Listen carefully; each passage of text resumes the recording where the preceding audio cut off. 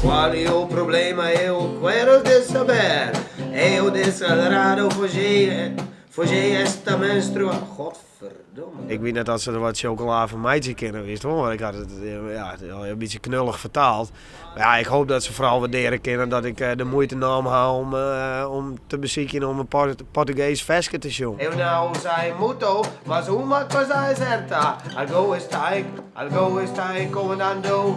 Eteo cua divina. Ik had er geen verwachtingen van. Ik mag maar even zien. Ik hoop dat het heel gezellig wordt, wist wel. Maar ik merk wel dat die Portugezen, die moet wel echt...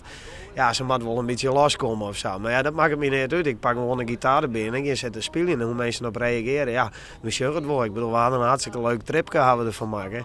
En dat stel je wel voor, ik hier daar zit en die mensen een boeite hun al geen reet. Nou ja, dat maakt het er niet uit. Ik ben er toch in de West. Ik bedoel, ja. Ik kan de mensen net dwingen om het mooi te vinden. Oh, dan komt het puntje er terug. Ja? Nou, Mooi. dan krijg ik wel laaien.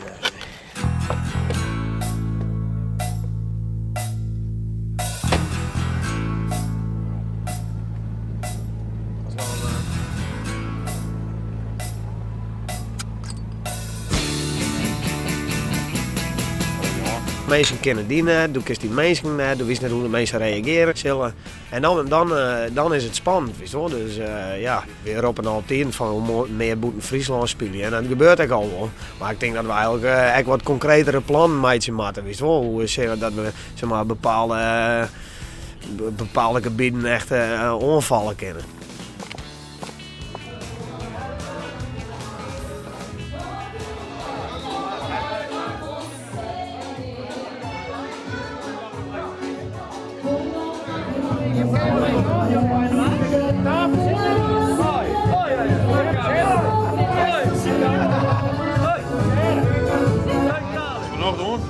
Ja, tuurlijk.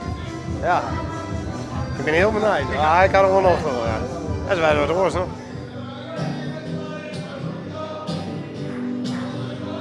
Algo está incomodando. Algo está grande incomodando. Tu vou dizer uma coisa e depois vamos fazer.